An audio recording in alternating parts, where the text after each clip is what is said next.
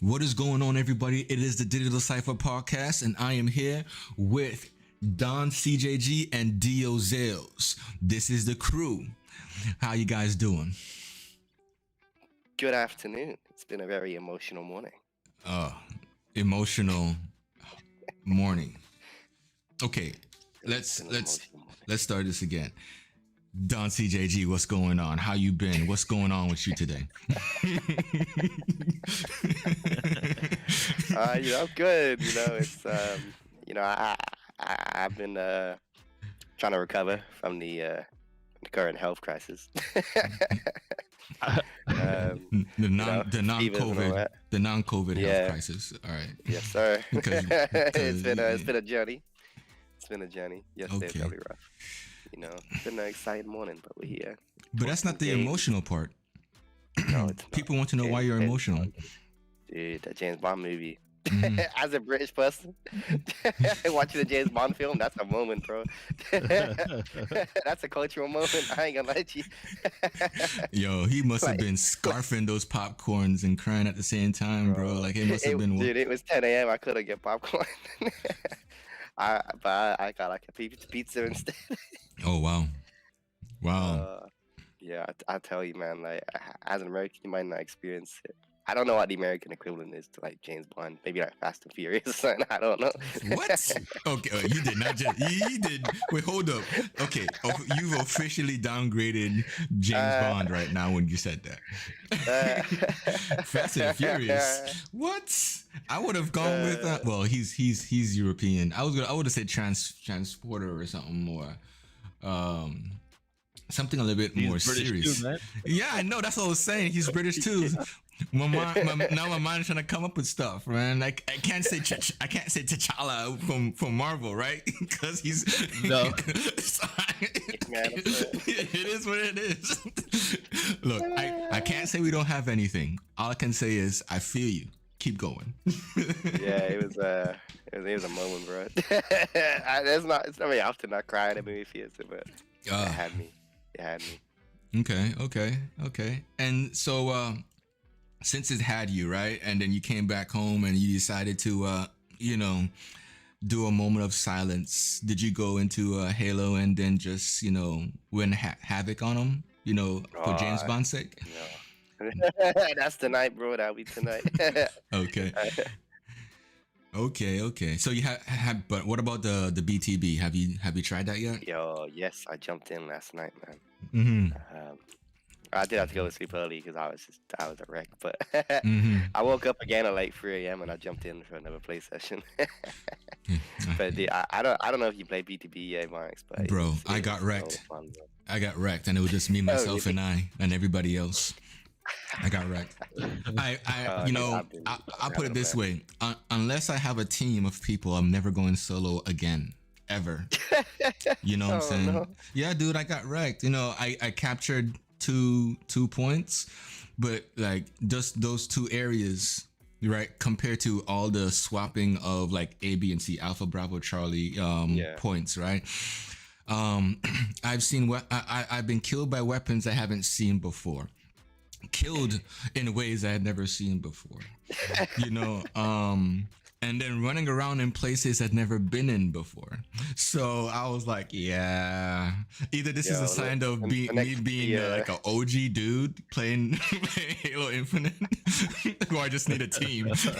You know what I mean? The next play session starts in like 3 hours about it. So we'll jump in, we'll go wreck some nukes. No problem. Dio Zales.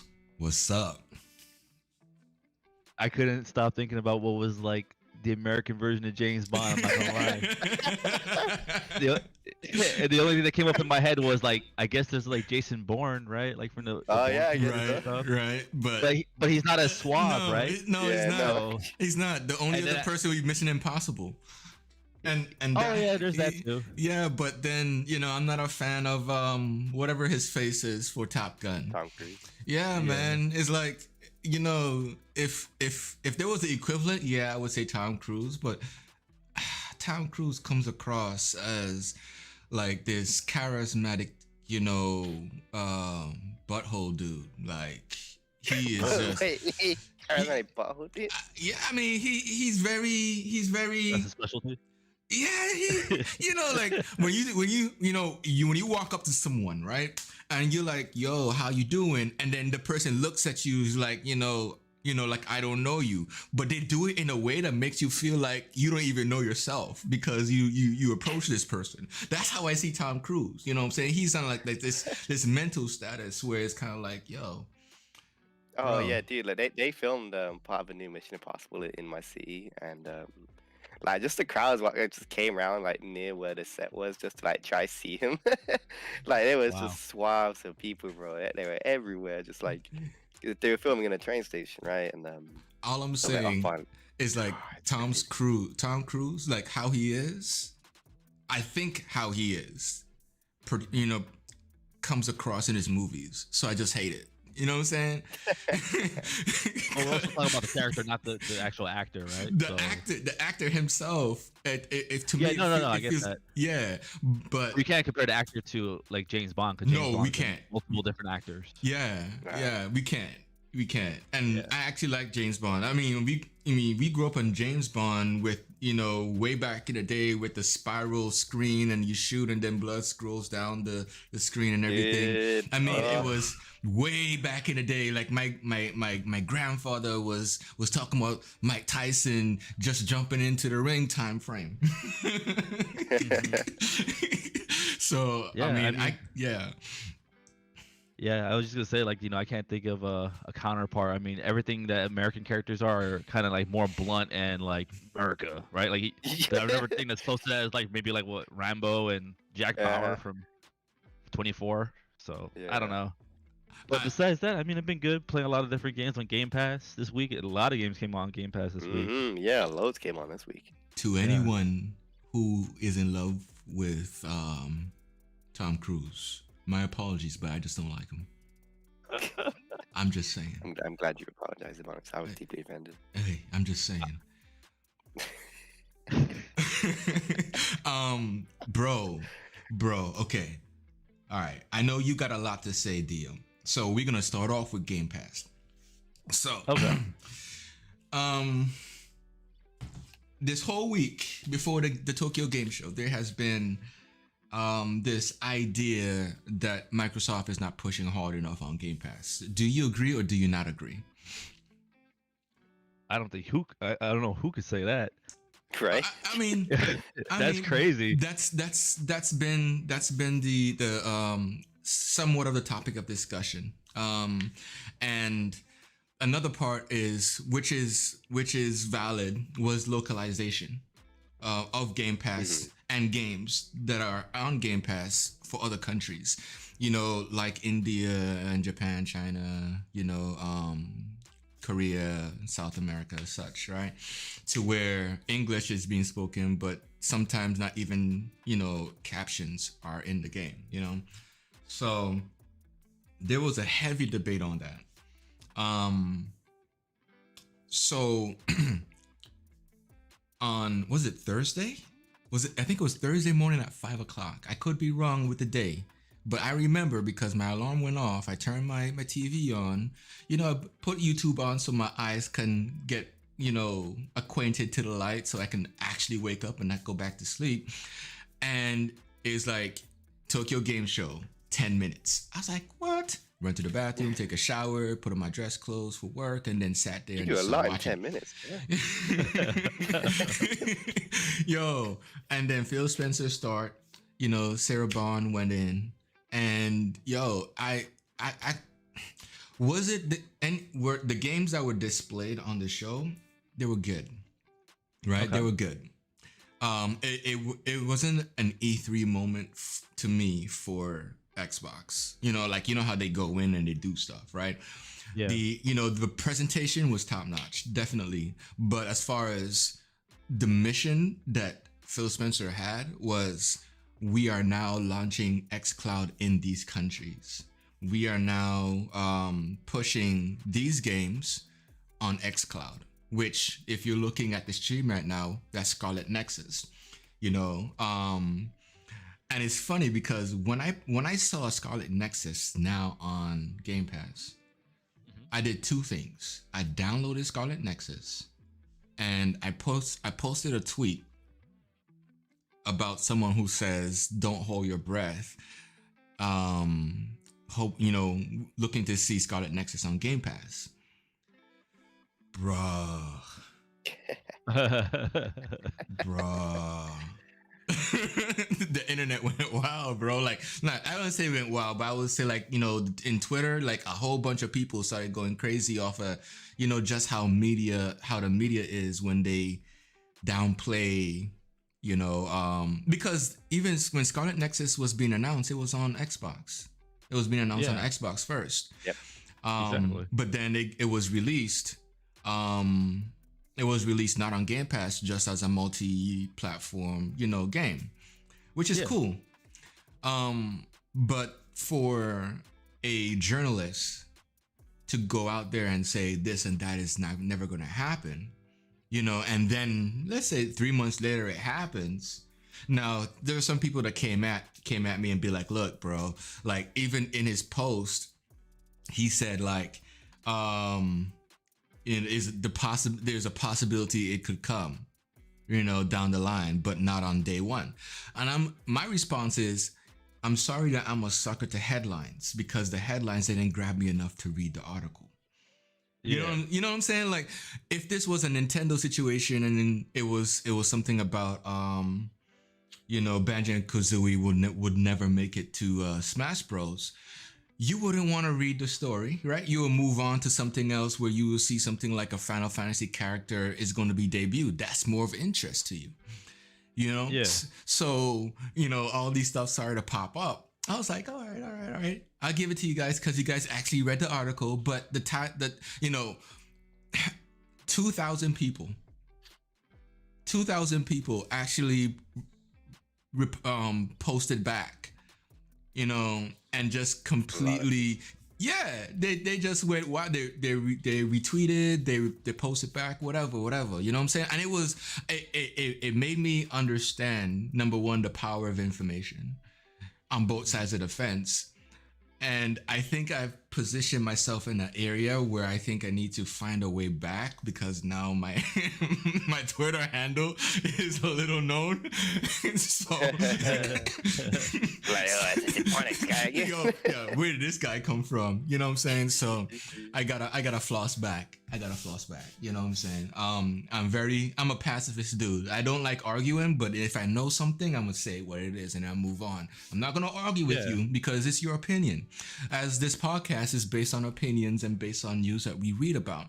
Mine's all facts. Your opinion was that you cried during James Bond opening credit. That was you. I'm trying to figure out what happened in the open credit, bro. Like, bro, listen, man. When it comes out in the States, just watch it, bro. But I'm trying to did his face just show up and you'd be like, it's him, it's my boy Bond. Okay. But Twitter Spaces has been the platform for a lot of discussions, man. Like, Don CJG, I invited you to one of the spaces, man. And what did you get out of it when there was just back and forth on gaming and the Xbox and PlayStation? And yeah. Like every time I go on Twitter, I see like a space. I'm like, oh, what's this? And I'll go listen. And it's interesting, right? Hearing a lot of people actually talk about Game Pass and games.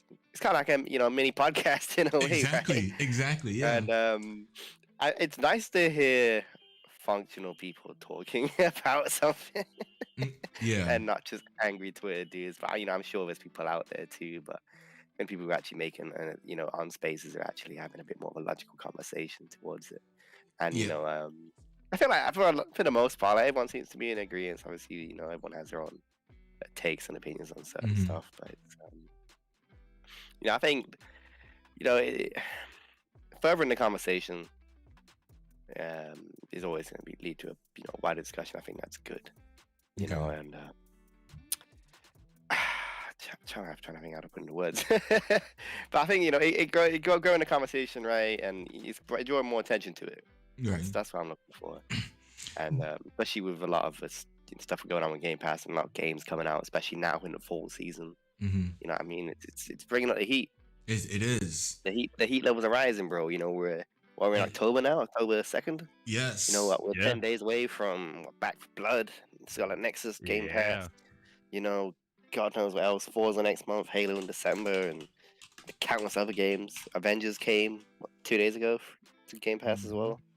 You know what I mean? Like, you know, the sad thing about that is, I was watching someone on YouTube talk about what Game Pass is doing, and he mentioned Scarlet Nexus is on Game Pass, and it's about time, and is you know, he feels bad because he has like a disc version that he hasn't opened yet, but because he doesn't have it open and he's playing Scarlet right now, he feels good because now it's like it has its value to him, right? It's like it's right there, it's on the wall, you know, you know, whatever. If it gets Game of the Year, you know what I'm saying? That's that. You know, whatever. Dude, when it came out, I thought it was on Game Pass. Hey, I was like, I'll check this out. But now it is on there. But he was like, yo, and then there's Avengers. And he's like, but why are we gonna download that when we have Scarlet Nexus? Please tell me. Yeah. Please tell me that you're gonna download Scarlet Nexus. You know? I was like, wow. Like, I mean, I know Square is trying. Because the game didn't do well from a multiplayer perspective. Definitely awesome with the story, but you know, even me and Dio, we tried, dude. Oh yeah, I got all the way to end game, and there just wasn't enough content. Just Avengers. There, yeah. That's what I've heard. Right, the general consensus I've heard online is play the story. It's great. The rest of it, just leave it. Don't even bother. So that's probably what I'm gonna do. Like, I'll get through. What, they added like all the year one content in there too, or something like that? Yeah. So there's plenty of stuff to do. Yeah. So I think I got it downloaded on my Xbox now, so I want to check that out at some point. You let us know. We'll jump in, definitely. All right, man. Because I mean, I don't know about Dio. I can't speak for Dio. Dio was quiet. He's got that uninstalled already, bro. He's like, dude. Like Dio's like, I only have a little bit of space, and that's reserved for like something worthy of my time. I lost my hard drive. I can't. Yeah, he got like a 4 terabyte, but he lost it somewhere. I left the fridge open, guys. I can't play. No, I do got to jump back into it to see what they've improved on it, you know, at least. Based on what I've heard is if you know someone that has done well with the multiplayer, you know, like co-op is great in multiplayer. It's just don't do it by yourself, because you like in 5 minutes you're done. You don't even want to play anymore. You know what I'm saying? That's what I'm hearing is it's better, you know, with playing with people than solo. Yeah, and so I'm trying to find a segue to really. So Avengers is coming to Game Pass. It's on. It's already on. Yeah. Or Avengers is on Game Pass. Yep. And then there is news on, which was a big topic in the spaces as well. The Initiative and go ahead, finish it, because you started laughing and I forgot my word. Crystal Dynamics. Crystal Dynamics. Dude. Perfect. The most overblown story of the week. My lord. Bro, I'm hearing grown men yell at people talking about how bad and how good it was. It was. I mean, it was, you know, it's one thing when you're emotional, and there's another thing when you're just speaking facts or business logic, right? And there was a lot of emotional people, you know, about it. Like for me, I'm trying to say, hey, have you guys considered this? Have you guys considered, like, no, bro, this is bad news. Like, why is it bad news? You trying to use logic to reason with people? Hey, not on Twitter, son. Not on Twitter, son. Not on Twitter, bro. Not on Twitter, dude. Oh man. So I'm not sure if you heard, Dio, but so the Initiative partnered with Crystal Dynamics to help push Perfect Dark, right? Yeah, we talked about that last week a little bit. Okay. So we have reached a consensus that it is a good idea. Yeah. On Twitter. The reason why I say that because, the idea of it was that they needed help. But then what people did not realize was a lot of the AAA games required more than 5 studios to be involved to do certain things. Sony For does sure. not, Sony does not transcribe their own captions. They offshoot it to some other company to do the captions in different languages, right? Voice actors for in different languages if they're doing localization well, and they're outsourced. Right? Yep. But if that was news, it's like, oh, Sony can't afford to do their own stuff. That's not what you're gonna hear. Boy, let Xbox do that stuff, son. Like, yo, it was just, oof. Bro, it was flaming, dude. It was flaming. So we'll move on because we talked about it last week, but hopefully it's not a topic this week. But Well, I guess like a little thing that I would add to it is just that, and we kind of touched on it a little bit last week, how the head of the initiative was also the head of Crystal Dynamics, and that's exactly. why this partnership is easier to do. But I know people always wonder, is Xbox gonna buy Sega? Are they gonna buy this company? Or whatever? It'd be interesting if they actually came with a little deal with Square. Square Enix were like, hey, doesn't look like you guys really want Crystal Dynamics anymore. Dude, that's what I was saying last week, bro. But here's what I was saying. Well, here's the other thing about that. There's Crystal Dynamics, and there's also Idios. Yep. You know what I'm saying? Idios Montreal. Exactly. Yep. And there's one more, but everybody, based on what I'm hearing, is everybody's being tested to then help with a Microsoft game, whether it's exclusive or partnership or whatever, and then there will be talks. Who knows? That's what Jez came out and said something like that, and it would be kind of cool if that did happen. But with that, I would just say take it with a grain of salt. Keep your ears to the news. I'm calling it now. Square Enix getting purchased by Microsoft. Square Enix himself? Nah, they can't do that, bro. Yeah, bro. Nah, bro. Well, I can't say they can't do it. I'm saying no one thought they could buy Bethesda, bro. They did. But there's a difference. I think there's a difference. I think there's a difference between Bethesda and Square. Bethesda have a deep relationship with Xbox. Even before Xbox was Xbox, they had a relationship with Microsoft as a corporation, right? Yeah, for sure. Square Enix, to me, I see God forbid that my thought process is true, but I think it's not, right? I think of Square Enix, the board, as like, you have the Yakuza, right? They're owned by no one, and no one will owe them. You know what I'm saying? They're men in high places who are complete loyal to the name and to the industry that they've built, right? They would sell off assets, but they won't sell themselves. That's how I think about it. They would sell off assets so that they can offload the expense because it's about the money, and then they would rebuild elsewhere in the gaming space or outside of gaming. Now, again, when I say Yakuza, I'm talking about, like how, if you own a turf, you won't relinquish your turf. You know what I mean? You would see what's going on in it, and then you would get rid of it. Either you sell it off, or you just completely, disassemble. What is it called? Dissolve the issue. So any business.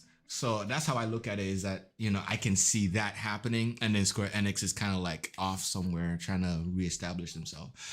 Will it do it? I don't know.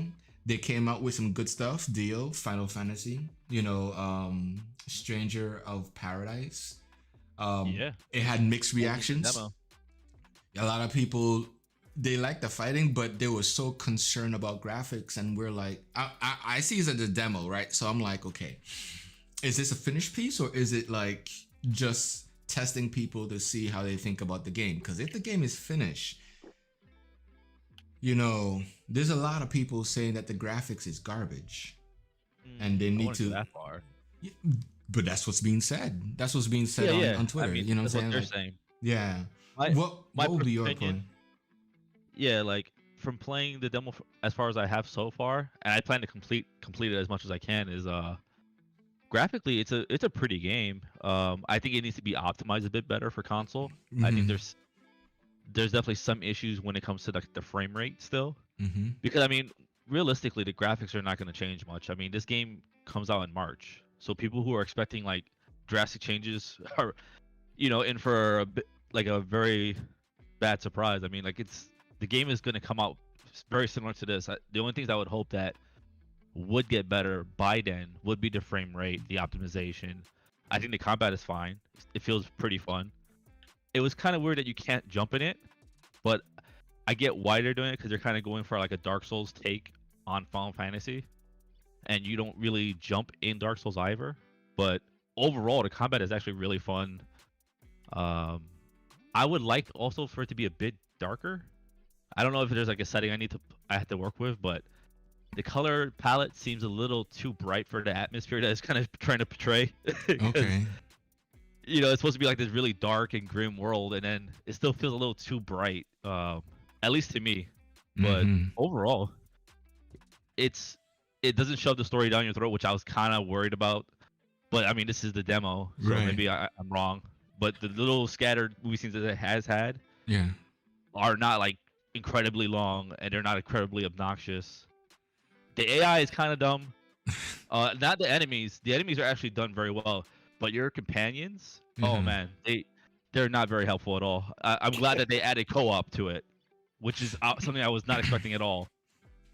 So with the co-op and stuff like that, is it easy for people to just join your story?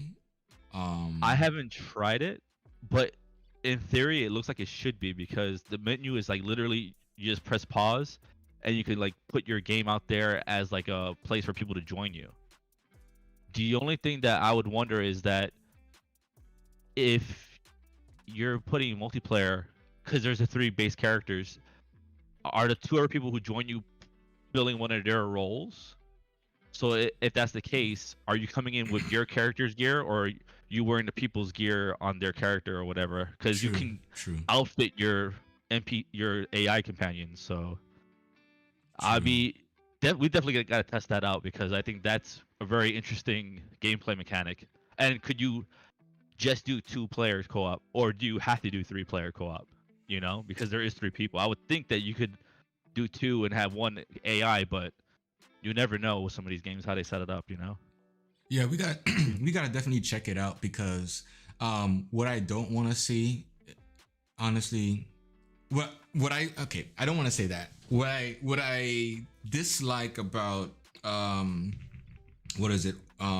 Recon Wildlands and probably Breakpoint was, well, probably just Wildlands, because Breakpoint was single player until they added the people.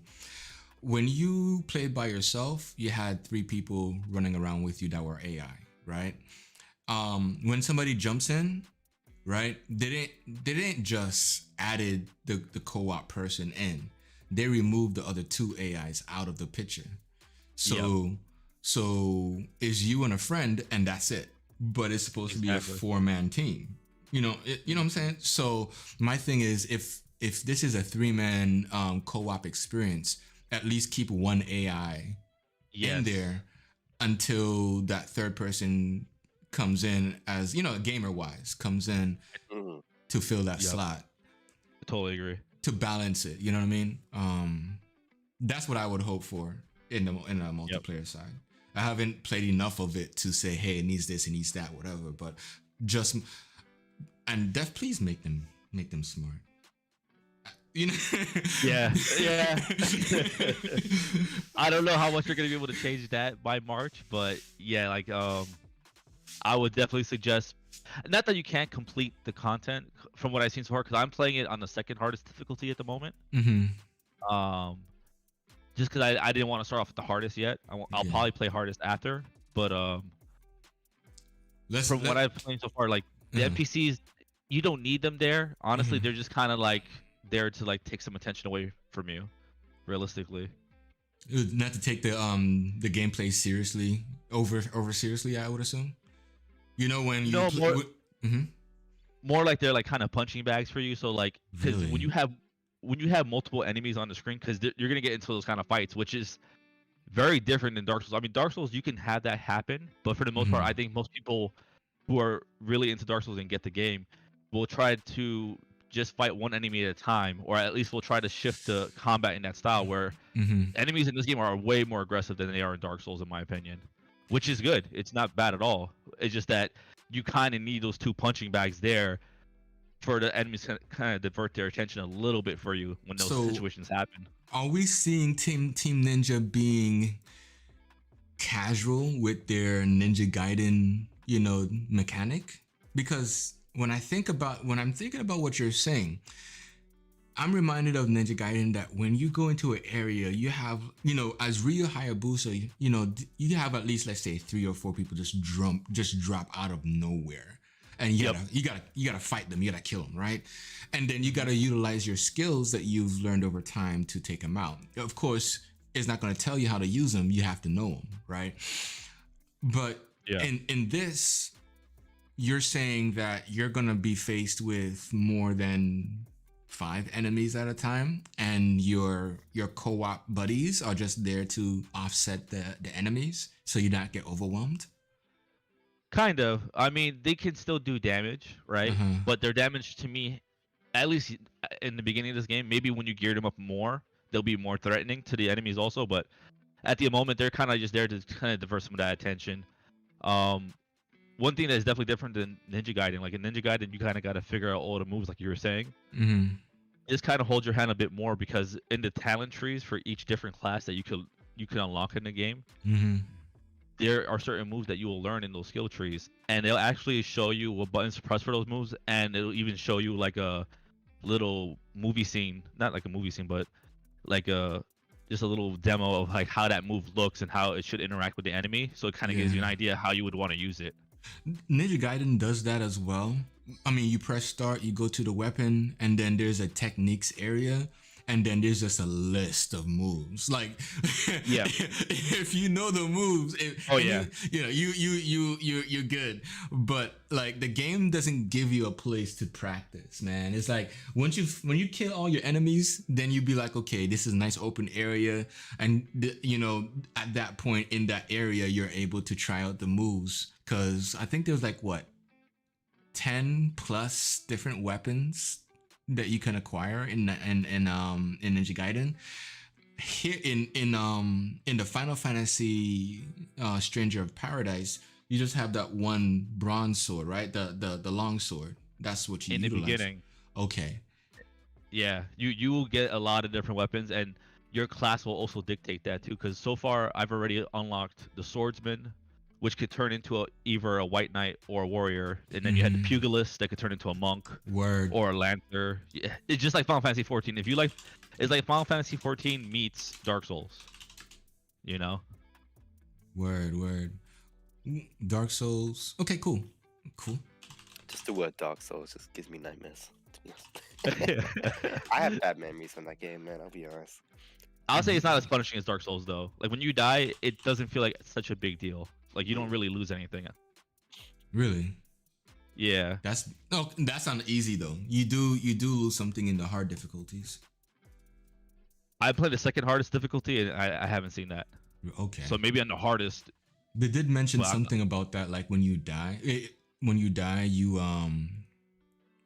lose. Like when you play easy, you don't lose. You they won't punish you for dying, pretty much. So my assumption is when you get to the hard, you gotta really be, micromanaging like your stuff, but at the same time, how you fight to maintain your inventory. I don't know. I could be wrong. Yeah, I'm gonna have to test it out to see. But I don't even know what you would really lose, because I think it's experience and maybe money. Those two things. I haven't really paid attention to a money system yet because I haven't seen any vendors. But experience-wise, I know definitely I've died before when I was getting too cocky in the game, and I kept the levels I gained, and I thought I was gonna lose all those levels, like, oh man, and I went to the same point when I resurrected, and I was like, oh, I can just put my skill points now. It was almost worth dying to kind of get to the back to the save point in a way. Whoa. So it's weird, or maybe that's not intended. I'm not sure. So the one that I was looking to talk to you about, Dio. So Final Fantasy, or Square Enix, created a Final Fantasy game that kind of took the classes of Final Fantasy 14. Not all of them, just like probably 5, right? And I think they shoved them into like a battle royale game. And the game is on mobile. Is it already out? No, it's it's called Final Fantasy VII: The First Soldier. It's gonna be free to play, iOS and Android, battle royale. Let's see. I'm trying to find out where the classes are, because they mentioned ninja, they mentioned the pugilist, they mentioned I don't know, I think they got a mage in there somewhere. Probably just mage, because they didn't go into specifics like white mage, black mage. It just said mage. Yeah. Of course, there's a striker class, or like a rogue class, but there's not like ninja. It's more like a single sword. But I haven't seen anything that says like a tank. I could be wrong, because again, Tokyo Game Show, all in Japanese, and some of the captions weren't coming through to me, man. Like like there were some parts of the show that blessed me with captions. The other ones, they just I guess they assumed I was Japanese watching, because I was like really trying to like look at the words were in English, but it was going by so quick when they announced the game. So but I looked it up real quick. It shows the base classes that they've shown so far, because they do plan to add more, is warrior, obviously a sword fighter, there you go. Sorcerer, who uses fire spells, monk uses their fist, rangers using daggers and a sniper rifle, and then a ninja who uses shurikens for melee and range combat and can teleport around. Word. And battle royale, bro, like what's next? It's coming this year, so we'll see. Wow. Yeah. Okay. Based on the graphics, it kind of follows the demo, but it could be better, because it's iOS, so 720 maybe, up to 1080p. So it makes sense. But it does look a little. It looks a little intriguing. I'm looking forward to see what else they do. But I just want to throw that out there. Mm-hmm. I just kind of find it weird that I understand why they're going for the Final Fantasy VII name, because that's kind of like their biggest Final Fantasy game, and it's the easiest one to milk. Mm-hmm. But I would think with a battle royale, you wouldn't want to limit it to one Final Fantasy, because then you could pull from every game. Yeah. Like especially people who really like a certain character from a certain Final Fantasy game. Like if you like Final Fantasy X a lot, and you want to play as Auron during a battle royale, bro. Bro, you see me coming, bro. I'm ready. I got my nice little vase next to me, you know what I'm saying? Don't let me open that vase, bro. Don't let me open it. You know what I'm saying? Don't let me swing my katana. But let's be real. What about the other one from the older Final Fantasies? The one with the magic hat. Yeah, he didn't have a face, just eyes. You know what I mean? I don't know what his name was. But he was I think he was in the first couple Final Fantasies. It's short dude. No face, but just like a little bit of eyes, and I think he was like one of the cutest characters that I think the ladies would definitely vibe with. And then there's the tiger, right? The tiger for anyways, you know what I'm talking about. I think it's just kind of weird, because they had a fighting game. Remember that one Final Fantasy game, Final Fantasy Dissidia? Yeah. So like, to me, they could, because that was basically what that game was. They had updated skins of these old characters like you're talking about in that game, where they're playing like pretty much Street Fighter, Mortal Kombat mode, but instead you could have taken the same concept and put it in a battle royale. I think that would probably be even better. I don't know. I mean, you're I right. guess it makes sense. Doing, But the question is, do they have the rights to do that though? To take those same character and put it elsewhere? Because I think that was a PlayStation only game, whereas this has gone mobile. You know what I mean? And if let's say it succeeds mobile, then they can say, hey, I don't want to say optimize from mobile to PC because that's kind of, I don't know if that makes sense. But Squaresoft. Oh, you mean, dude? The Cydia, is that owned by PlayStation? That's what you mean? Not is owned by I think it's published on PlayStation as an exclusive. Okay. You know what I mean? So they could have still called it something different. Yeah. But speaking of that, Dio, we're gonna get back to the Final Fantasy thing because I know you got some stuff. Well, it's just one little thing. But there was something that dropped recently. Gosh, what was it? Monster Hunter might be coming to PC. Monster Hunter Rise. Well, I think it's already on PC. It's being. Is it? No, let me check because it was news. Sure. It was news to my ears. Monster Hunter Rise is on Switch. It's not on PC. It is on PC. Is it on PC? Well, I mean, it'll be out on January. I mean, right. That's the news. That's the news. Is that is coming up. It's gonna be optimized for PC with 4K and 60. I think maybe above 60. Well, the real news was that they, like how usually we get like these PC games that get ported to console, and it's like we're always like a year behind, like content wise or something like that. Yeah. What the big news is that Monster Hunter Rise is gonna get that DLC the same time as the Switch in the summer. Remember that one video we saw? We're like, oh, is this Monster Hunter? Right. With that big dragon. Yeah. So that's supposed to launch the same day as the Switch version. That's dope. Yeah, it's pretty cool. That's pretty cool. Just wanted to throw it out there for anybody out there who they wanted to get into Monster Hunter Rise, but they never had a Switch. They're not going to buy a Switch, so you're just patiently waiting. Here's your chance. January 2022. You might see something there with that. What's going on with Final Fantasy 14? So with Final Fantasy 14, I'm surprised you didn't see this. No, like I said, I was arguing with people. They released some footage of like new job actions. So like, there's gonna be a lot of new animations for like the job skills. Yeah, and you're talking coming in Endwalker. Yes. Yeah. Yes. It was just a little trailer, nothing like really crazy. Just something I figured I'd throw in there since we're talking about Final Fantasy stuff. Okay. But I'm not gonna lie, like I was watching those like animations, like man, I do miss Final Fantasy 14 a bit. Don't talk to me, bro. Don't talk to me, bro. Don't talk to me, bro. I still got time left, bro. You know I don't have any time. I would have to buy more time. Okay. But it looks really nice. They look nice. Especially the man, what's that one class, the new one, the Reaper? Yes. Yeah, that looks sick. I'm telling you. I mean, they all look really good. I was trying to work my way up to the Reaper and to the not the White Mage. What's his name? The one. The Scholar? Or the Sage? The Sage. The Sage. Yeah, that looks really nice too.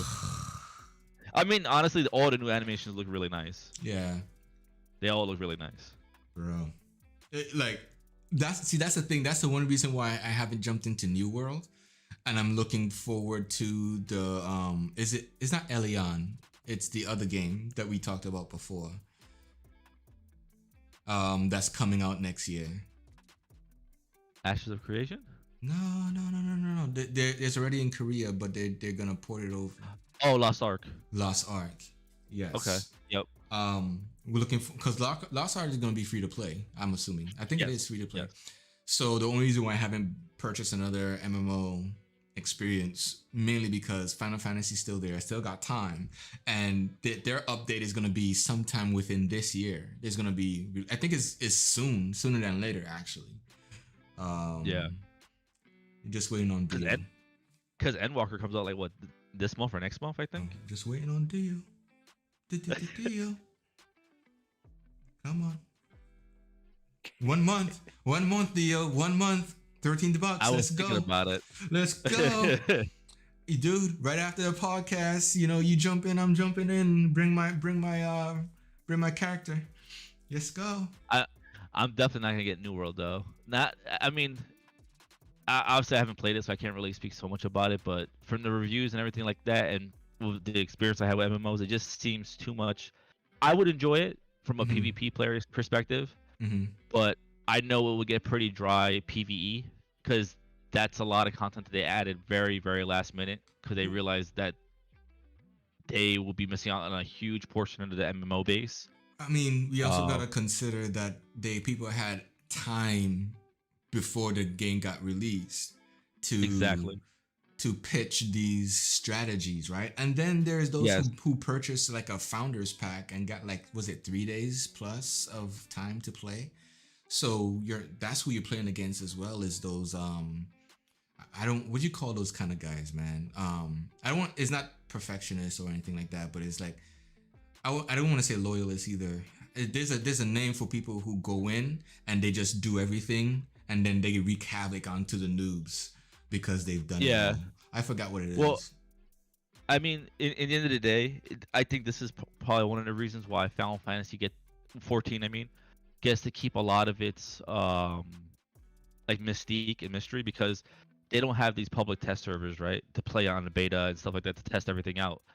The dev team actually does it themselves, and they actually have people to test the game who are getting paid to do this. Mhm. So you don't have people just theory crafting the game away, knowing what's the most efficient way to level up and the most efficient way to earn these things. And that's kind of the problem with Western RPGs, MMO RPGs, that you have people playing the player test server on like ESO or World of Warcraft, and they figure everything out in the the beta. People watch these YouTube videos, so it's almost like you're trying to play as efficiently as possible, so you don't have to play the game. It's such a weird Yeah. mindset, and that's why people who play Final Fantasy 14 for the most part are learning on their own. You do have the guides and stuff like that that come out after it launches out, but at least it takes these people time to play the game while it's launched to learn it and then teach it to everybody else later. Word. I Now, think it's a very, very different mindset. there is something I want to address though. The fact that Final Fantasy Stranger of Paradise and Final Fantasy The First Soldier, I think it's called The First Soldier, is being pitched to the community, the gaming community. Could we see a PvPvE version of Final Fantasy 14 in the future? Do you mean like open world PvP? Because Final Fantasy Exactly. 14 Yeah. has PvP. It has PvP. I don't think it but, would. like open world though. I don't think they would, because I mean, and I don't think that it needs to have it. I think the games themselves are different than the MMO itself, so it lends a different experience. Yeah. But for people who are coming from the WoW platform, or games and other games, let's say like, what's the name of the other game? Not Blessed Unleashed would be one, but there's another one, Asian inspired, and they were running Unreal Engine 3 and then they're upgrading to Unreal Engine 4, like a ninja type of. I'm sorry. Oh, I know what you're talking about. Blade and Soul. Blade and Soul, exactly. Blade and Soul also has open world PvP in it as well. Yeah. Is it out? Maybe because this is me being a PC guy for like what, 2 years now. Is it that the games are already out there, they're free to play, that there's no need for another game to have PvP aspects to it, like Final Fantasy, because Blade and Soul has it already? Go to Blade and Soul, go to Blessed Unleashed for that experience. I mean, instead of incorporating it. No, I think it becomes, at that point it just becomes like what your community wants, right? I think Right. the main reason why PvP hasn't developed as much in Final Fantasy 14 is because the community, people who flock to that game, don't really play Final Fantasy 14 for PvP, right? Like most people who play Final Fantasy games from the beginning are used to playing the single player games, which are PvE games. Gotcha. So when you come and play Final Fantasy 14, you're expecting that good story experience And that's why I kind of compared Final Fantasy as more of an RPG that happens to be an MMO, as Mhm. opposed to some of these other MMORPGs like World of Warcraft that is an MMO that has RPG mechanics. You know, Right. it's like the reverse kind of thing, and I think that's fine. I don't think Final Fantasy 14 needs open world PvP. I think they can improve their PvP definitely to cater to new players and to grow that player base, because there are people who enjoy it. Mm-hmm.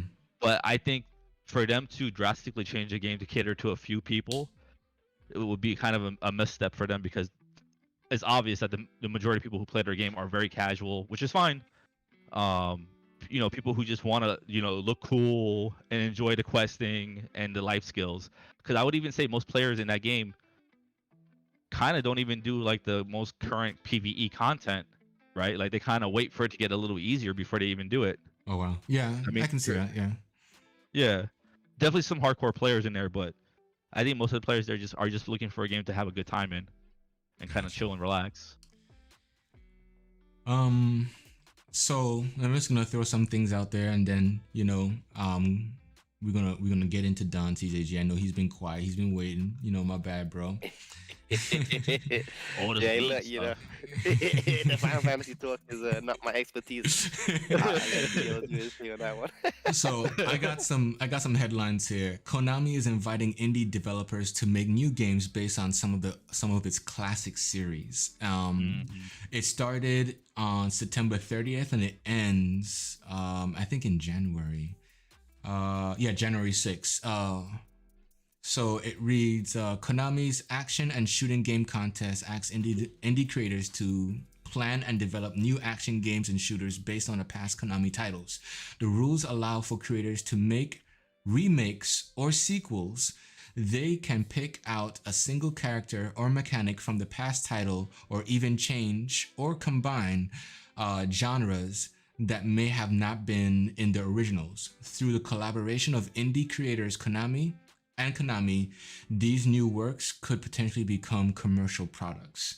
I'm gonna paste the information. I'm just gonna paste this IGN story into the description once this goes live. Okay. Another one. This is a headline. I didn't get a chance to read it, but anybody who's watching Paradox, they cancel several unannounced games to focus on proven genres. That's a very interesting take. Paradox Interactive was born and raised in strategy and management games. This is Wester said in a press release. It is where we have our heart and our mind, and we are passionate about making games that our players can enjoy over a long period of time. Therefore, we have sharpened our pipeline further to ensure that the projects with the highest potential have the resources necessary for the best possible development. We now have a promising game pipeline, and I look forward to sharing these games with our players over the next few years. So that's from Paradox. I guess Paradox Entertainment. I'm not sure what their full name is. Anything on that before I move forward? Paradox. What did Paradox make? I Gosh, recognize that name.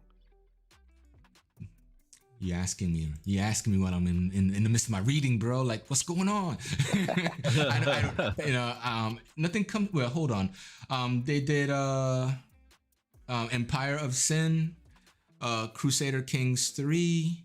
That was released last year. What else? They got a few other games here. Let me see. Persona 5? Hold on.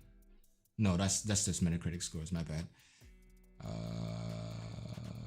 It's not giving me the actual developer information. So yeah, I would say Empire of Sin and Crusader Kings 3 of last year. Those are the two things that we know of so far.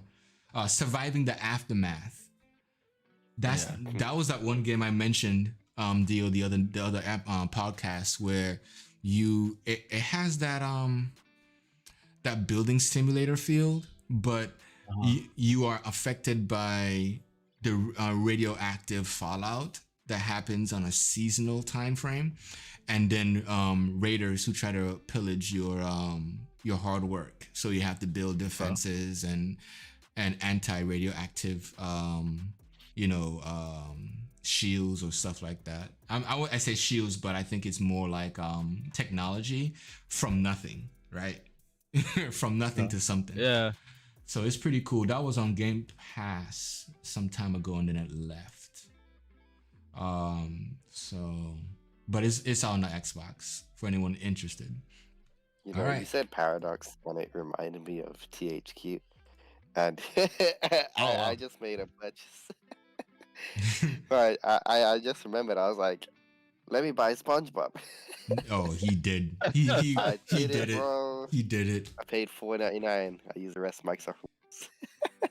Yeah, nice. You know, there's this thing that was also discussed where Xbox is desensitizing gamers into only playing games for free through subscription, and we will never see another Xbox person buy a game because of Game Pass. And I agree that is not true, because to me, I look at Game Pass as a subscription-based model that allows me to try games that I would never have played, or games that I would like to play, but then realize that it is not my cup of tea. You know what I'm saying? Yeah. And I don't think the people understand that. And when I say people, I don't think people on the other side of the spectrum understand that, because they don't have it and they're not in it to experience it. Yeah. There was another thing that came across that was saying that. Well, go ahead. You could give them an easy, analogy is like, just because they had Netflix, do they not like get other subscriptions like Hulu and Disney Plus? Do they not still buy movies or go to the movie theater to see a movie? You're still gonna consume media that way, right? If you have Spotify, are you not gonna go buy an album still? Let's be honest too. You have Netflix. Netflix have premium services within the platform. You want to see this movie, you pay $15 or $5 to watch it in Netflix. You know what I mean? So that I've seen it, but boy, I skim over that joint pretty quick because I already pay a subscription. Why do I want to pay something else that's in the platform? And I think that's where Xbox really separates itself, because we are not trying to sell you a game in a subscription. We're trying to expose you to games that you've never seen before, or experiences that you have never chosen, and then you can make your decision. I'll put it this way. In Game Pass, you get discounts. On Netflix, you don't get discounts. Nope. Hulu, you don't get discounts. Disney, you definitely don't get discounts. No. You know what I mean? But those discounts are not like, oh, I'm buying this on Game Pass. No, you're buying it in the Microsoft Store, right? The discounts is on the Microsoft Store. You're getting points, bro. You're getting additional points that becomes monetary towards the games you want to buy. So there's like all these win-win situations, and I think because the lack of knowing, then you have these assumptions that everybody's just benefiting, like the gamers are benefiting but the developers are suffering. And again, Microsoft are paying developers more than enough for their development costs. Like if your game got released, like, yo, I'm making a game. If I put that on Steam, if I put that on Nintendo, if I put that on PlayStation, right? And it sold 1,000 copies, right? And then I say, okay, Xbox, I'm gonna give you a chance. Game Pass, let's go. And then overnight there was like 10,000 people, right? Yo, that's huge. And then if that were to go away, 10% of that, 1,000 people buy, that's still huge. You know what I'm saying? That because now I'm in somebody's head. You know what I'm saying? Versus people who just saw the case, $59.99, and they just like walk past it on Game Pass, on GameStop. Like, what's that? Oh, walk past that. But you actually played the game. You probably even beat the game, and you want to play more of it, but it left the subscription. So now you're like, Xbox, where is this game? Oh, it's right there. Purchase. You know what I'm saying? Supporting the devs indies and all that stuff. So that's pretty cool. That's how I look at it. You know, subjective, but yeah. I mean, honestly, like in the past, like let's say maybe 2 months, I still bought about like 10 games. What? Damn. Man, you got money, Yeah. bro. We know where you work. You got money. Oh, I mean, they're man. not all $60 games. I'm just saying I bought 10 Nah. games in general. You know? Or $100 games. Yo. Yeah, right. At this day and age, yeah, that's true. Yo, but that's not just Xbox game too, because you play on the Switch, right? And you play on Well, Steam. I'm just talking about Xbox. Yeah, I didn't even talk Okay. about my Switch and Steam. Gotcha. Yo. So that's that. Capcom wants PC to be its main platform for games in the future. Yeah. You got something on that deal? No. I saw that article and I saw that same thing for Konami, like you were talking about earlier. Okay. Yeah, they got a lot of numbers and percentages on this page. Makes me regret looking at it. That's some analytical stuff that can lead me into some bad waters with some people who are adamant about how games should operate and be sold. So I'm not gonna go there. For that round 2 on Twitter, bro. Bro, no, dude, I gotta read this and I gotta create a table. Okay? And then I have to actually do an analytical, like I have to actually put math to it, because I create 20% of this and that. Like, that is not what gamers supposed to do. Yo, Yeah. you on a PlayStation? How is that game? Because I'm on an Xbox. Oh, the game was awesome, man. Oh man, okay, cool. Yo, stop over by my crib. We play that joint. You know what I'm saying? And then you play, and then you get a PlayStation or you got an Xbox. You know what I'm saying? But that's not the case. Or you on an Xbox or you on a PlayStation? Man, you trash. You know what I'm saying? Like, yo, man. Well, I look at this whole thing of them trying to make PC their main like platform as a good thing, because usually it's a lot easier to port from PC to the consoles as opposed to the other way around, right? Especially like, let's say they make a game exclusively to like the Switch, because the Switch is like the weakest console out of the 3 right now. It's a lot harder to transition it, because not only just the graphical differences, but just because like how the hardware, like, you know, what's the word, the infrastructure of the game is, right? Okay. It makes it a lot harder to translate it. So I don't see anything really wrong with this, and I also kind of look at it like they're trying to kind of break those ties where it's like they kind of feel obligated to release just to Nintendo or just to Sony. This seems like they're trying to be more like in the middle. So I think it's a good move overall, but I just hope that they're not trying to exclusively go to PC, which I don't think they will. But overall, you know, the more people who play games is better. I think that's the main thing that people need to realize. Because when they announce their sales settings and all this kind of stuff, they're saying that the majority of their sales came off of PC.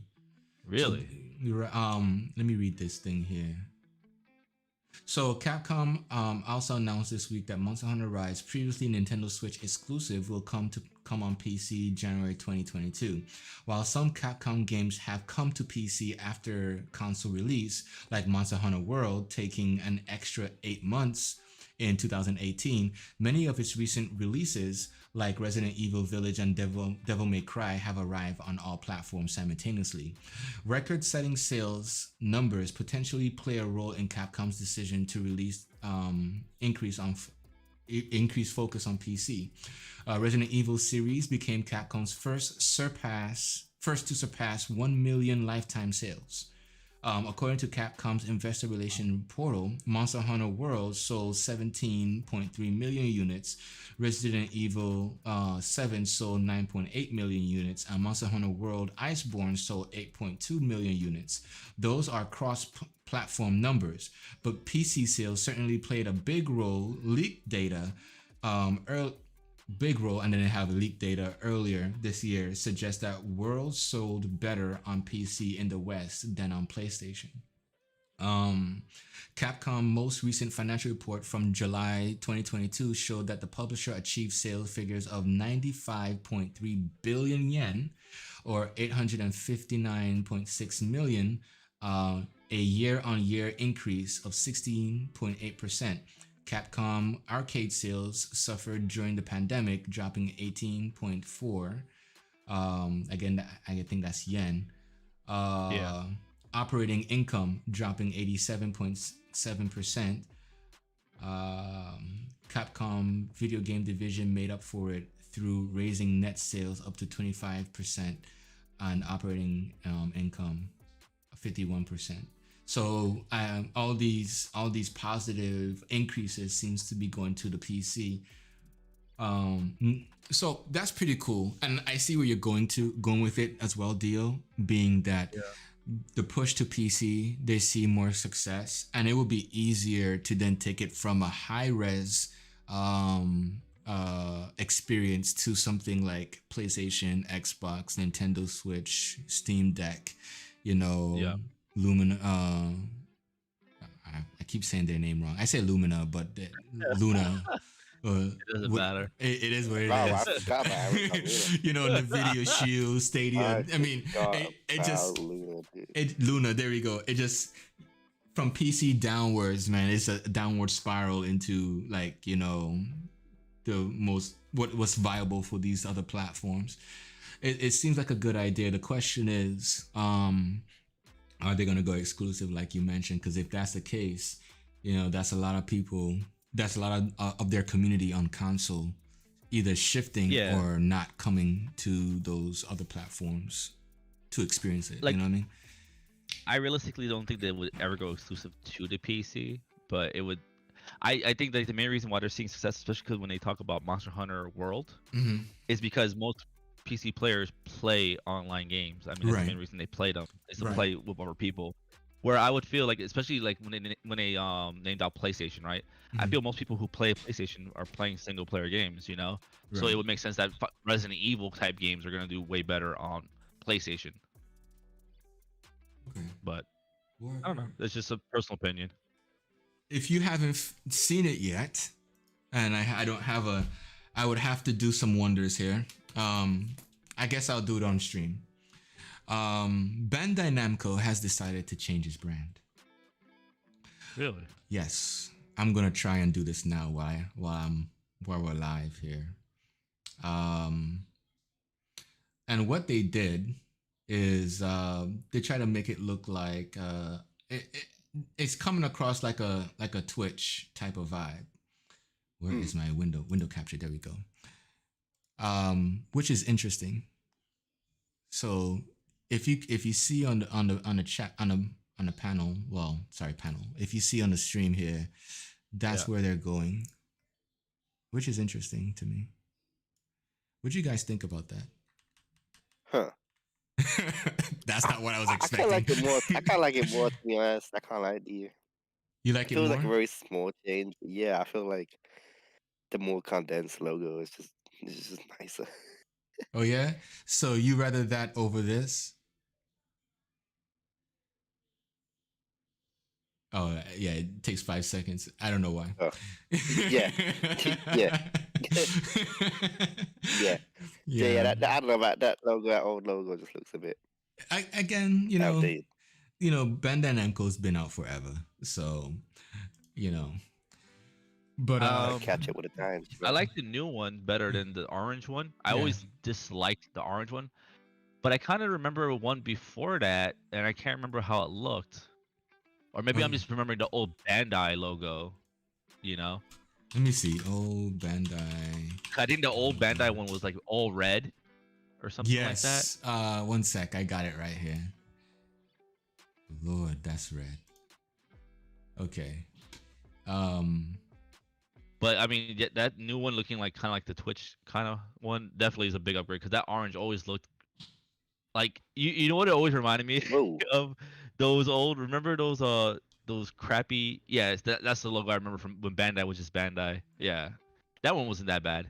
But the orange thing, for whatever reason, it always reminded me of those old Tiger console things, like those handhelds that were like video games, but not really video games. Like your parents got it for you to shut you up because they didn't want to buy you a real Game Boy. Oh wow! Like that. Like that's what that thing always reminded me of. It looks so cheesy and like it makes it really hard for me, even though I played so many awesome Bandai Namco games. Yeah. Like to take them serious sometimes. Cause I look at that logo when it comes up on the screen, like, ugh, I don't want to play this game now. You got it from some like backdoor market. Oh wow. Yeah, it's like I gotta like keep clicking A real quick just so it'll pass by it real quick. Wow. Yeah, good for so- them. So another thing is that let me transition here. Konami working on a new Metal Gear, Castlevania, and Silent Hill games. Did you hear about that, Dio?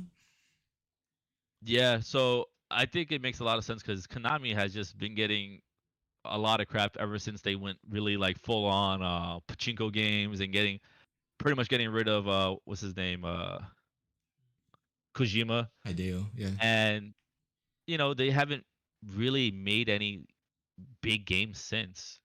And like it makes sense why you see a lot of these Castlevania like remasters or remakes coming out now. Well, not remakes, but remasters coming out with the advanced one and then the one before that. Especially with the big success of the cartoon, right? Mhm. Like that. I don't know if you guys have watched the little anime cartoon on Netflix, but it's actually fairly good. It has its parts that are kind of weird storytelling wise, but by the end of it, it's pretty awesome. I don't know how they're gonna go about actually creating new Metal Gears because they're gonna have to like really big shoes to fill in that department because Metal Gear is very story driven, and you're gonna have to get really good writers for that. But for Castlevania and Castlevania you could do it pretty simple, but I don't know. Even Silent Hill will be kind of hard. Yeah, because those were like those were imagined by the developer who's no longer there anymore. Yeah, and that's also like very story driven too. Like people think there's not that much story in it because it's a horror game, but it's a lot of it. Like you have like your jump scares and your monsters that are scary and everything, but a lot of it is psychological also, especially when you really pay attention to the story and understand what's really happening in those games. Word. So, I'm excited for it. I hope they're gonna do well, but I would be pretty skeptical over like the first few games that they come up with. I think like the first thing they're gonna come out with though is a remaster of Metal Gear Solid 3 Snake Eater. Gotcha. Does he eat snakes in the game? You can't. Oh. So it's a really pretty good survival game, but I would have, in my opinion, I think they should have went out with Metal Gear Solid 1 remaster. I know they did it for the GameCube. Yeah. So it's not that far away, but I mean, at the same time, who really bought it, But you see, and somebody else said that too. They should have, if they wanted to do a remaster, they should have started from the beginning. Because right now they're remastering Metal Gear Solid 3 instead of 1. Yeah. And 3, based on what I'm hearing, is the best out of the series, right? Part 3.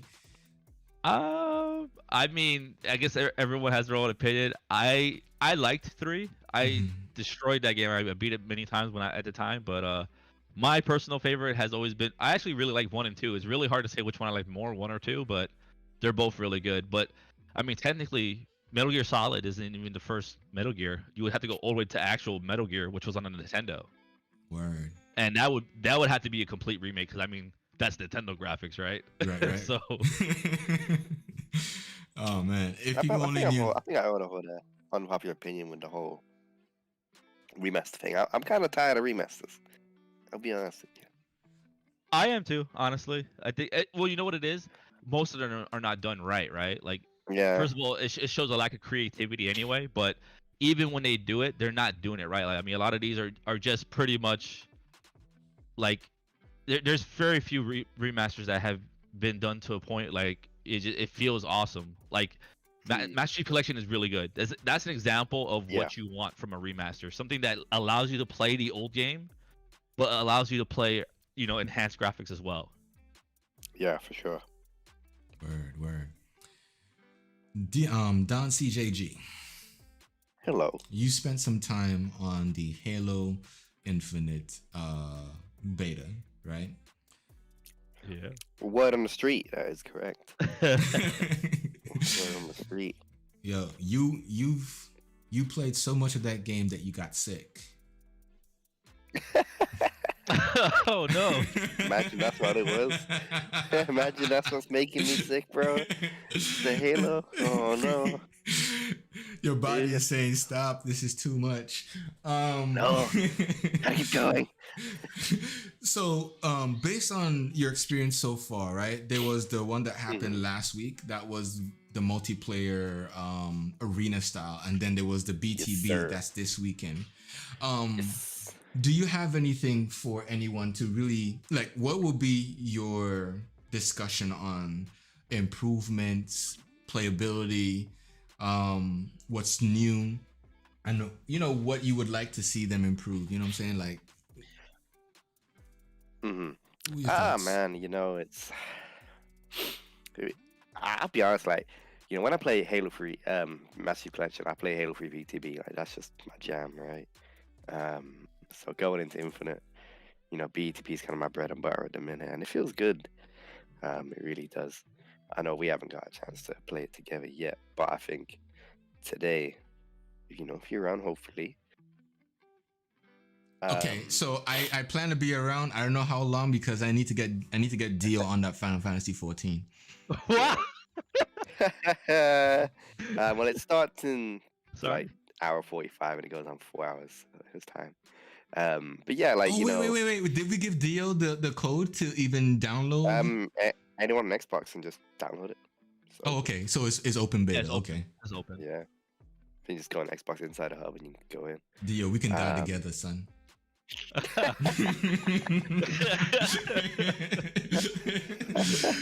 can die together. Yo, both of us being carried by the Don CJG and Glink. Yo, I mean, Yeah, I'm being funny about it because the thing about it is like It's the truth though. the reason being is like we all started at Halo, right? And then Halo fell off a little bit when Bungie decided to leave, and then boom, Call of Duty came into play. And the Don CJG can he can attest, like it was me, Chainsaw, and a whole bunch of other dudes, man, just going in on Call of Duty. Well, actually, sorry, it was Ghost Recon, Future Soldier, and then Call of Duty. And man, to go from that and come back to Halo and then be like, yo, this weapon feels kind of weird. Like how many shots I gotta put into this dude, and you would, what was it called? It wasn't hard point. It was, the one hit kills for Halo. SWAT, bro. I would go on SWAT anytime, man. Yo, I don't know how to deal with shields. Honestly, I think that is my nerves right there. It's like I gotta run up on this dude and then I gotta take out his shields before he can pull out a pistol and do 3 headshots on me with that. You know what I mean? Like it's a lot of think processing for me. So, but anyways, yeah, go ahead. My bad. Yeah, that they went to the 12v12, right, and it's expanded upon from the 8v8. And it's you notice it, man. It's honestly really fun. Okay. And I know I this is something I keep saying about Infinite, right? Every time we talk about it, it just feels good and it's fun. Like, just the crazy things you can do with grapples and with crazy equipment. Mm-hmm. None of it feels super OP either, they just really hit the nail on the head with the multiplayer. I can't lie, man. It feels really good. And it's hard to like give like direct criticism of just only playing a few hours of BTB, but there's certainly a few things out there where I'm a bit what I'd personally change. I can understand why Dave made the changes on 343's side, but I think to some extent it does take away some of the core elements of what BTB was. What did it change? So that the way vehicles spawn in, right? Like, you'll have a vehicle or two at your base, in Infinite, and like more will like spawn through like airdrops later on, like throughout the match, right? So you won't see like a heavy vehicle, like a tank or a banshee, or like an air vehicle, or a super heavy one until later on in the game, which I guess is supposed to be like a way of building momentum through the match, right? But out of the, I don't know, 4.5, 5 hours I played a BTB yesterday, I maybe saw a tank once, Mm-hmm. and I saw an air vehicle maybe twice. and I feel like it just comes in way too late. You know, like why is the tank spawning in when there's only 2 minutes to go, right? Right. Like you've got this potentially. I suppose the idea is it's gonna be like a match swaying, device. Like, yo, this is tank. This is your time to pull it back. But it's 2 minutes on the clock. You know what I mean? Right. And it's like everyone's fighting over this one tank. What? You know what I mean? Because if you're playing capture the flag and you score 3 flags really quick, you won't even see the tank. But if you play a full 20-minute game, and you play in overtime and whatnot, Yeah. then you'll see it. But I feel like they just need to just bring some of that heavy equipment in a bit earlier, to be honest, because you just don't see it ever. Word. It's crazy, man. Like, I got in a tank. That was the one time I saw it. I got in it straight away. I was like, "This, I'm taking this." I got a couple kills with it. It was fun, but I was like, I got to use it for like a minute, and then the game ended. And I was like, "Well." How many kills did you get? About 2 or 3. It's got a really big splash damage. Okay. So you was going for anyone, like you. Oh yeah, this is it. Like, it's like you don't really get a chance to enjoy the moment because you got 2 minutes on the clock. You gotta rush forward and just go. You don't get time to really just enjoy the moment with it. Gotcha.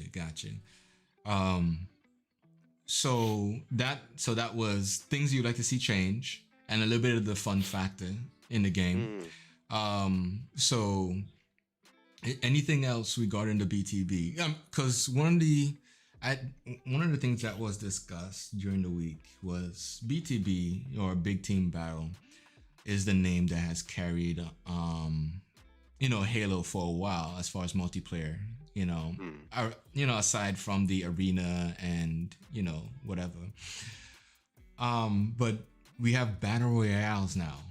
So would BTB be still a proper name for something like 12v12 when there's like 100 versus 100 in other games? Yeah. I think it's just Halo's legacy, right? I think you look at Battlefield that's doing a beta, next week or whatever.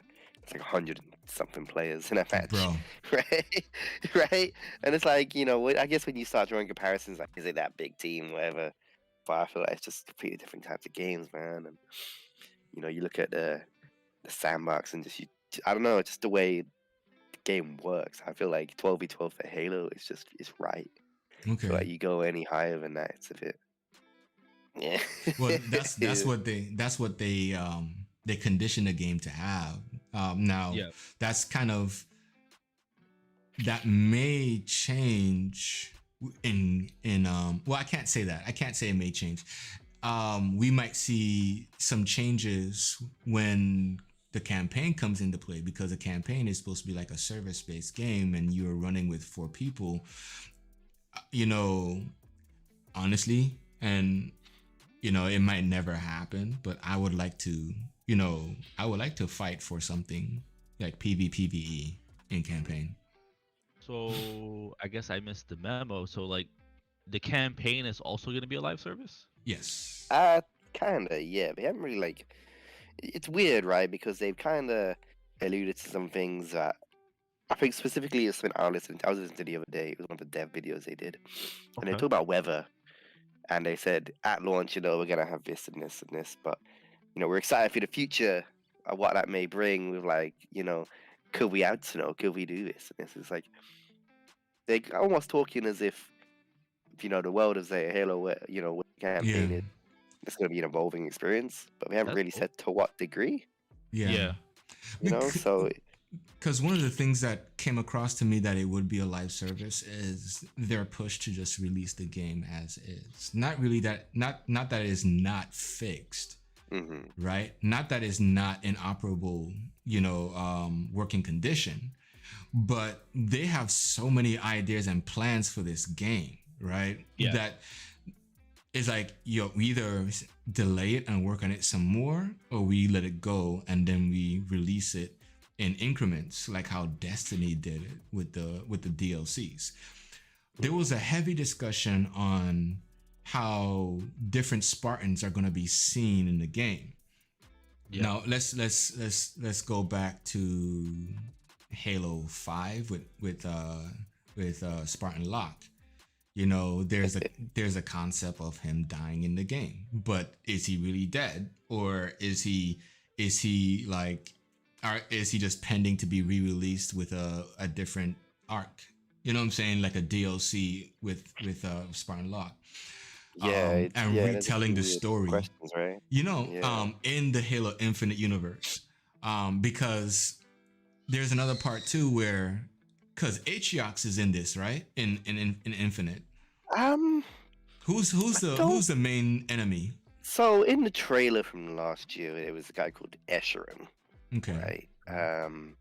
But it's weird because I read one of the books, I believe Shadows of Reach, and they mentioned, Aatrox is there, but you look at end of Halo Wars 2, Aatrox Yes. is kind of just stranded elsewhere. He's Right, on so- he's on a Halo ring he's trying he's to on the Arc, I think. He's something like that. right. So, He trying to capture technology that basically the Banish, right? So he's trying to bring forces together, like, from the Covenant and all these other races to become like a single unit army, if you will. But go ahead. yeah, so I'm not sure if he's particularly in, but I feel like he probably will play a role, but at the minute, as far as I know, it's just Escheron, but I'm sure that they're doing a lot with the Banner storyline. Mhm. Personally, I think this game's gonna have single player DLC. That's my guess. So I think when they allude to these future weather systems, is that gonna be different parts of the ring, and is Aatrox gonna come back, and are you gonna see different enemies and whatnot? I think it's possible. My hope, this, me, Dio, I dream a lot, right? I have humongous dreams. Yeah. That's true. Oh. That big brain, bro. I would love to see my experience with Halo. Somebody's gonna hate me for this. Here we go. like Flip it. how, like, I imagine me being Master Chief in a world like Genshin Impact. Not really fighting like them, but Yeah. exploring the world like Genshin Yeah. Impact. You know what I mean? Like, if the Halo ring was open world like Genshin Impact, and I would like to see that, because to me, I'm exploring the serene view of awesomeness that is the Halo ring, right? And I'm taking down these different enemies. Now, what comes to mind when going through something like that is, how many varieties of enemies will we discover? Because I can only remember 2, right? You have the Covenant with the grunts and this and that, and then you have like the people relative to the Didac, right? The those robotic people, and then there's the Flood. So, but I'm thinking about like variations, because there's some games, open world games, and you play the same enemy throughout the whole thing. Yeah. So I'm wondering how they're gonna treat that, if it's gonna be so big of a world that is infinite. You know what I mean? Halo Infinite. Yeah. I mean, I assume that you mostly be fighting the Banished, which is obviously your brutes and your elites and your covenant factions. But judging by some of the concept art and the music and some of the stuff they put out, and even seeing some of the weapons, what I've kind of leaked from this flight, and I don't know how I got access to it, but I remember one of the first matches I played last weekend. These weapons that weren't available in the weapon drills or on the map just kind of appeared. I don't know if someone hacked them into the lobby or something. I think that's what you were talking about with PlayLab or something like that. Something like that, yeah. So but people managed to, with the flight, get into custom games, which isn't actually an option in the actual build. But they managed to like scoot their way in there and get access to all these different weapons. And like they were just in multiplayer matches out of nowhere. And I was like, okay, it's strange. But, wow. Looking at that, it does suggest that maybe Prometheans are gonna be in the game again. There we go. In some Prometheans. fashion. That was Yeah. so cool. I guess the question is, will the flood be there? And looking at the setting of the game, you'd assume so. But who's to say? Who's to say? But I think one of the problems they had with Halo 4 in particular was the story was just overcomplicated. Okay. So I think they probably want to try to keep it relatively, I don't want to say simple, but not just go too far with it. Got you. Halo Gotcha. 4 is in the Master Chief Collection, right? Yeah. Yes. Yeah. Everything apart from 5. Yeah, everything except for 5 and Halo Wars. Yeah. Okay.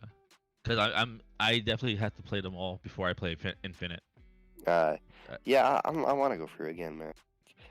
Because it's, I look at it because when Infinite comes out, I'm not gonna play these games ever. You know what I mean? Yep. There's gonna be a time where I have to say goodbye to Halo 3 the second time. And it's man. When playing these games again, the sad thing is if you don't play on the Legendary Edition, you're gonna be missing out on certain cutscenes that would tell some part of the story. Is that gonna be an issue going back at it again? Let's say you just want to run through the story to get a feel for what happened throughout the series. I don't know, man. I feel like it's when you play, watching cutscenes is generally, where the story's told, right? Mm-hmm. Yeah. Like when you're actually kind of playing, there's not really a lot of storytelling going on. But for me personally, I'll just enjoy it, just get a grip of things, and kind of refresh myself. And that's the inside I'd recommend for a lot of people. Gotcha.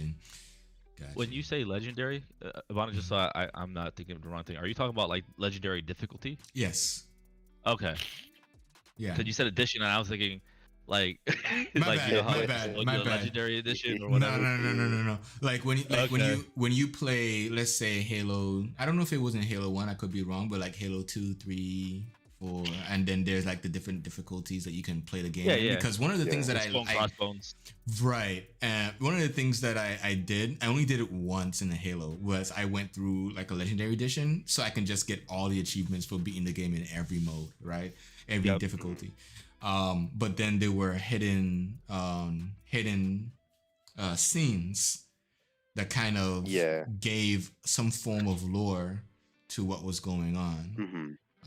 And I'm wondering if because they're going I wouldn't even say semi, I would say like 10% or maybe 20% casual, and then giving the hardcore gamers what they want.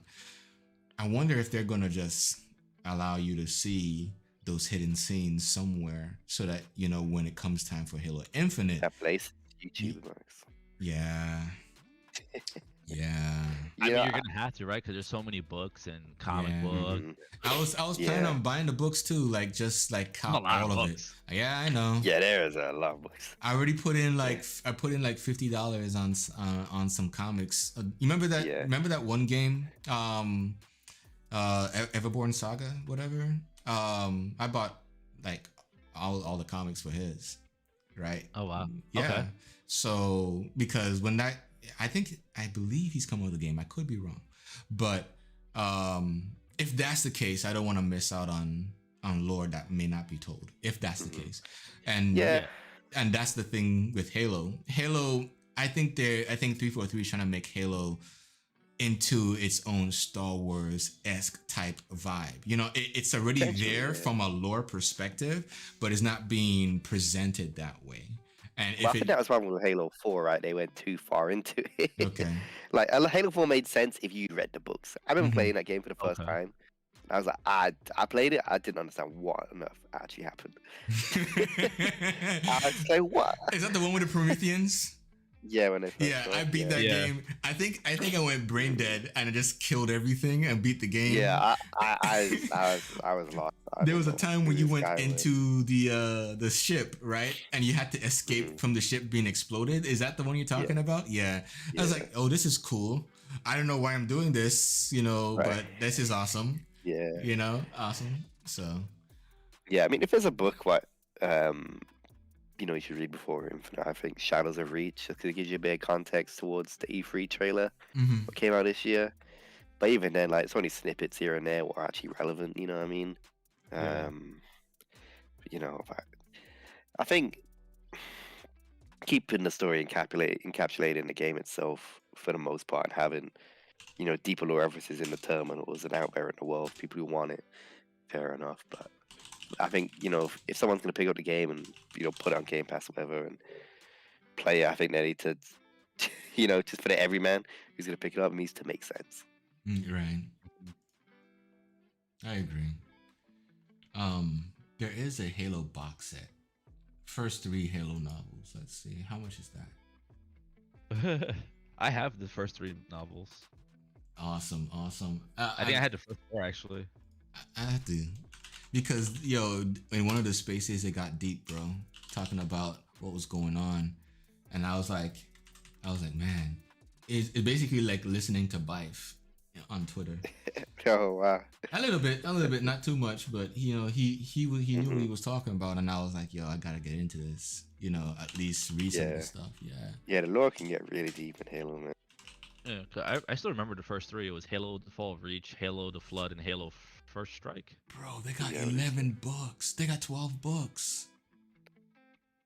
Yeah, I know they have a lot of them because I actually like to buy a lot of books too. I'm a nerd like that, and I've been seeing all these Halo books when I go into that section of sci-fi, and like, man, I have fell off, man. I am like way behind. They have a Kindle joint. I like reading books. I gotta have it in my hand, like for real. I hear you. At least for me, I'm old, I hear you, bro. Yeah. There's crazy amount of books. Amazon is selling some of them between $17 and $28, like $30. And that's one book.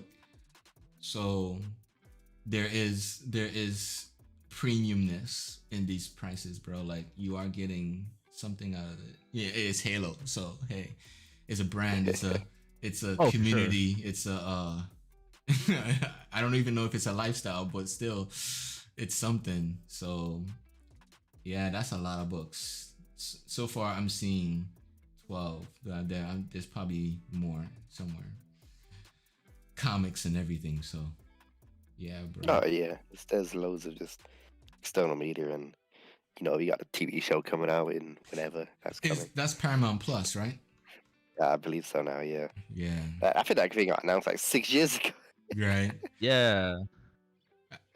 So, all right, guys, that is it. That's the Digital Cypha Podcast. Thank you so much for visiting. My homeboy Don CJG. He's a little bit underneath the weather, so I see he needs a little bit of sleep before he jumps into Halo and then gets sick again from not one sneeze or one cough. I know, right? The whole way through. I thought he was gonna do this, the mute button. The mute button. It's magic. Oh, bro. so he did sneeze. Okay. But are you gonna be streaming Halo? Not sure. Not sure. When I sounded like this, maybe not. I mean, you can play without talking. I mean, oh, dude, if I'm screaming, I gotta be talking. You be screaming at people. All right. Okay. Get wrecked, noob. All right. So again, that's the Don CJG from the UK, and then my homie over in upper northeast, Dio Zales rocking it on the RPGs and JRPGs and everything in between. And me, just the gamer, who's still trying to find himself the perfect game. That's what it is. This is the Digital Cypha Podcast. Have a good weekend, guys. Peace. Thanks, guys.